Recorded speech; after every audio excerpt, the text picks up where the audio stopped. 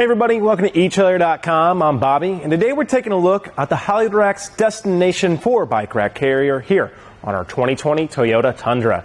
Now these guys are going to be a great way of getting a host of bikes to the trailhead with you, and I think the Destination does an excellent job as you are getting a lot of great stability. When you are looking at platform racks, usually you start getting way more expensive, especially versus your 4-bike hanging style carriers.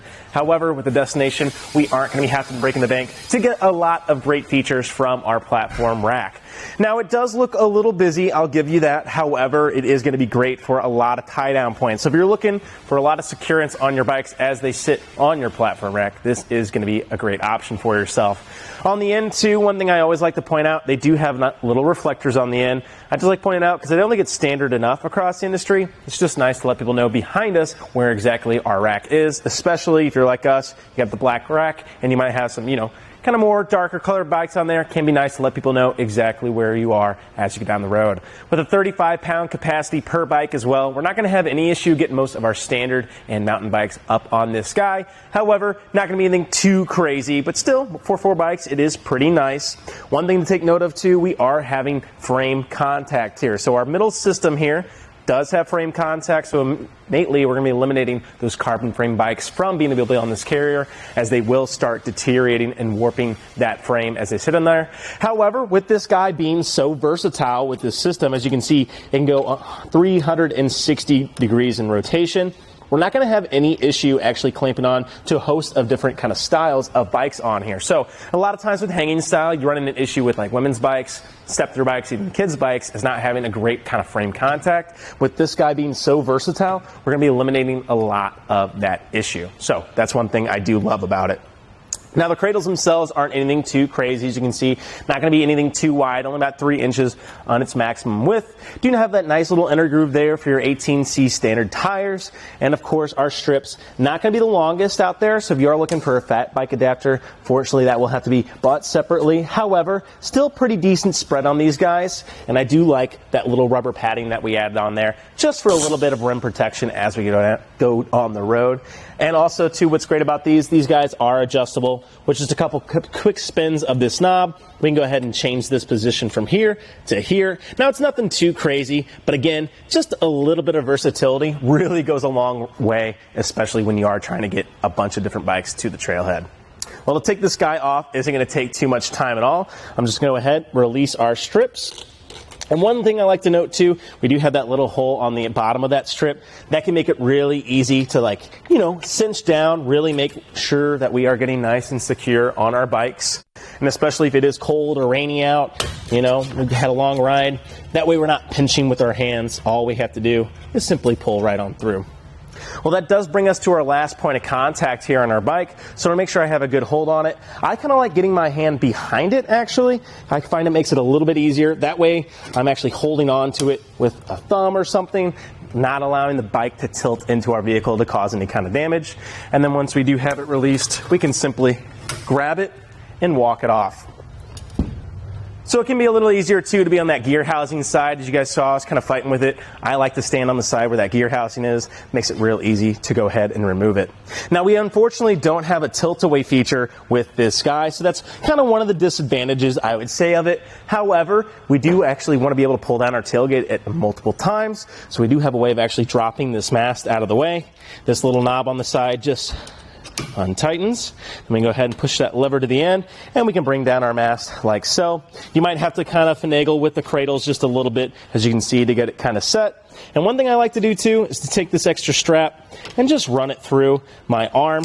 That way it won't be going anywhere as we get out on the road or in this position. So as you can see now though, I can come in here, I can grab my tailgate, I can drop her down. Taking a look here, I'm seeing we're having just a little bit of contact on that cradle, so I'd probably go ahead and just shift that guy like so. As you can see, that way really eliminating all that. And as you can see, all my weight is actually on the tailgate. We're not putting anything on the carrier. So do like to see that. Was a little worried about that rise, but nice that I can get in here, get full access to my bed. I can slide those heavy things to the end without actually having to remove the carrier.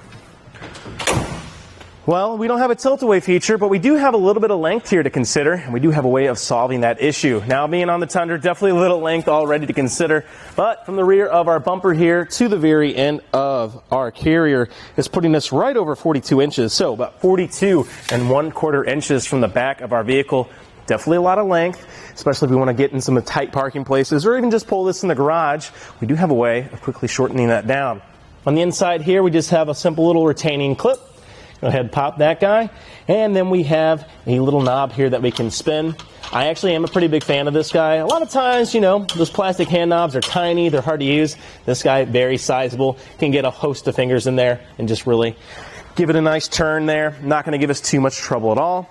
And I can just simply walk this up, find where my hole wants to align. So a little back here. And once I find it, there we go. I can start tightening this guy down relatively quickly. And I can just go ahead and replace my clip. You can see we've already shortened down a ton of that space. Keep in mind we are getting 4 bikes on this guy, so it is going to be coming with the territory. But taking a quick look here, I can see that I am right at 15 inches from the rear of the vehicle, maybe 1/8 or a 16th above there. Definitely not going to be anything too crazy though. As you can see, shaving down a lot of that space. Going to have no trouble getting this in the garage, hopefully, or at least a lot more maneuverability to actually get this guy parked. On the bottom here, though, let's go ahead and see the clearance just in this position. When we are up here, our lowest point is going to be at 18.5 inches there to the bottom of that post. We'll go ahead and drop this guy after we talk about this shank here a little bit to get that clearance when we are carrying our bikes. On the inside, too, you will see we have a 2-inch hitch today, or 2-inch shank for our 2-inch hitch today. On the inside, too, does come with a threaded anti-rattle hitch bolt. Now, those guys are great. As you can see, I can shake this guy, and it actually is shaking the vehicle. That means we're bringing this all in line to one system. That makes for a nicer, smoother ride for ourselves as we drive our bike rack and especially our bike. So anything we can do to reduce that jostle is really going to help us in the long run. Now, unfortunately today, though, the Toyota factory hitches are a little bit more wider than you would probably see on a lot of other hitches.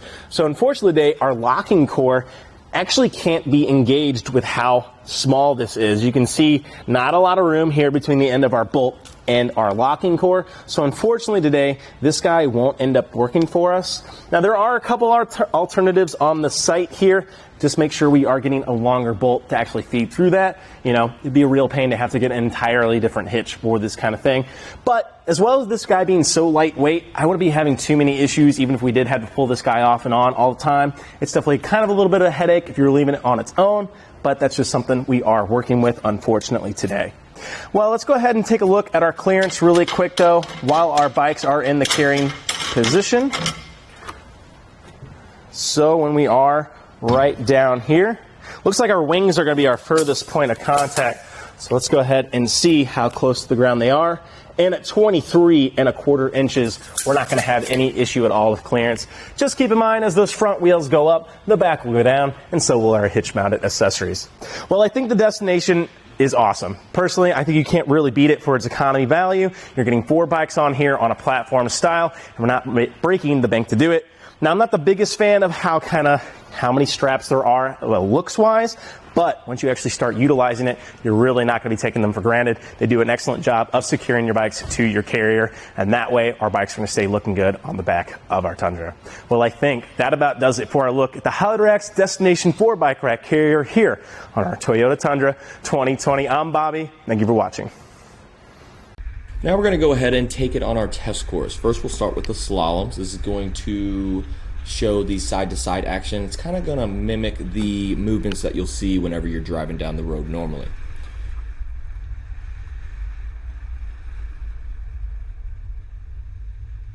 Now we'll have the alternating speed bumps. This is going to be more so like the uneven roads and some of that uneven terrain you might be traveling on, and see how it holds up.